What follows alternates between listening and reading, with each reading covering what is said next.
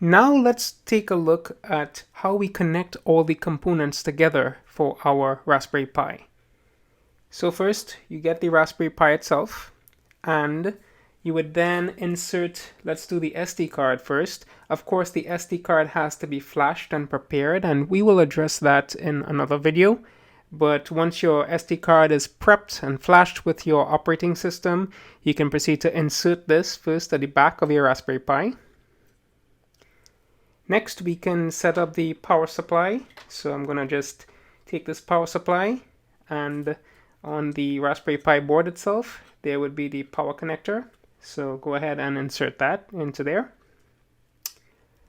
Next, I'm going to insert the USB keyboard and mouse. As I mentioned, in my case, I have a wireless USB keyboard mouse that's combined. All I need to do is plug in my USB connector here in one of the USB slots.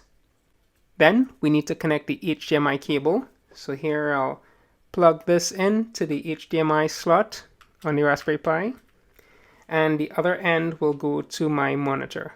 So that's essentially it. Once our SD card is flashed, ready to go, and we've connected all the components, we can plug in our Pi and boot up our system.